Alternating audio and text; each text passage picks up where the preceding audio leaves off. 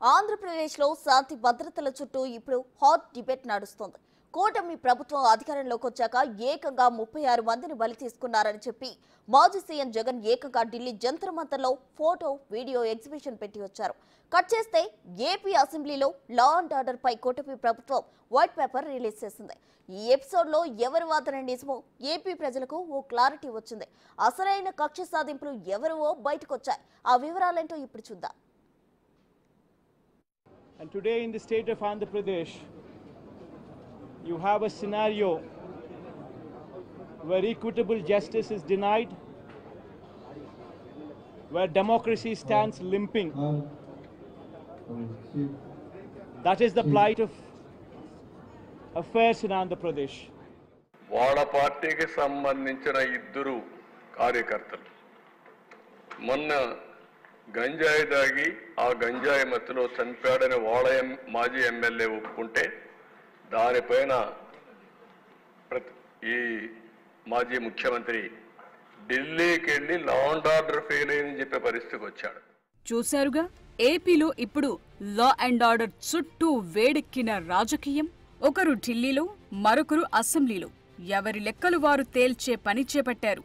ఏపీలో కొత్తగా ప్రభుత్వం వచ్చాక 36 మంది హత్యకు గురయ్యారని, దాదాపు 300 మందిపై హత్యాయత్నాలు, 560 చోట్లకు పైగా ప్రైవేట్ ఆస్తులు, 490 చోట్లకు పైగా ప్రభుత్వ ఆస్తులు ధ్వంసం చేశారని, యథేచ్ఛగా 1000కి పైగా దౌర్జన్యాలు, దాడులు జరిగాయన్నారు జగన్. చివరికి గిట్టని వారి పంట తోటలను కూడా నాశనం చేస్తున్నారని ఢిల్లీలో చెప్పుకొచ్చారాయన. జంతర్ మంతర్లో ఫోటో వీడియో ఎగ్జిబిషన్ ఏర్పాటు చేసి ఇండియా కూటమి నేతలకు చూపించారు. అంతటితో ఆగలేదు. గతంలో తాము అధికారంలో ఉన్నప్పుడు ఇలాంటివేమీ చెయ్యలేదని, హత్యలు, దాడులు జరగలేదని, ఎవరి ఇళ్లలోకి చొరబడి వారిని వేధించలేదన్నారు. ఇంతలా కక్ష ఉంటే తనొక్కడినే చంపితే సరిపోతుందంటూ సానుభూతి కలిసొచ్చేలా మాట్లాడటం జగన్కే చెల్లిందంటున్నారు టీడీపీ నేతలు. Even if I'm not there, doesn't make a difference. But why target the people? Why target the karyakartas? Why target the general people who have not voted for you? Why target these people? This is inhumane.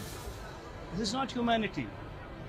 You want to settle scores with me? Settle scores with me. You want to kill me? Kill me.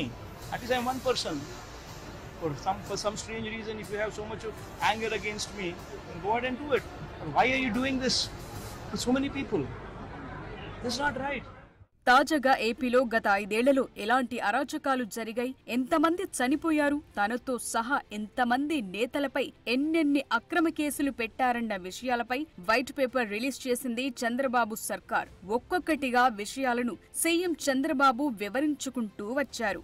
ఆ లెక్కలన్నీ చూశాక ప్రజలకు ఎక్కడ దారుణాలు జరిగాయన్న విషయాలపై full clarity వచ్చిందంటున్నారు.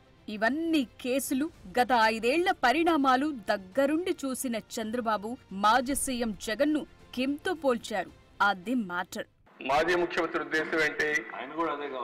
ఆయన ఏమనుకున్నా అంటే టాటా, రిలయన్స్, అదానీ ఇలాంటి వాళ్ళు డబ్బులు ఉన్నాయి, వాళ్ళకంటే నేను ఎక్కువగా సంపాదించాలనేది ఆయన కోరిక. నేను అందుకే ఒక మాట చెప్పాను మీకు. కొంతమందికి నీడ్ ఉంటుంది, కొంతమందికి గ్రీడ్ ఉంటుంది, కొంతమందికి మేనియా ఉంటుంది, పిచ్చ ఉంటుంది. మెకనస్ గోల్డ్ అదే పిచ్చ. అలాంటి పిచ్చబట్టిన వాళ్ళు ఇవన్నీ చేస్తారు. సో ఫైనల్ గా శాంతి భద్రతలపై వైట్ పేపర్ రిలీజ్ చేసిన సందర్భంగా సీఎం చంద్రబాబు చెప్పిందేంటంటే, ప్రజలు అధికారమిచ్చింది కక్ష సాధింపులకు కాదన్నారు. అయితే అరాచకాలు, హింసను ప్రేరేపించేవారు ఏ స్థాయిలో ఉన్నా సరే శిక్ష ఖాయమని గట్టిగానే వార్నింగ్ ఇచ్చారు.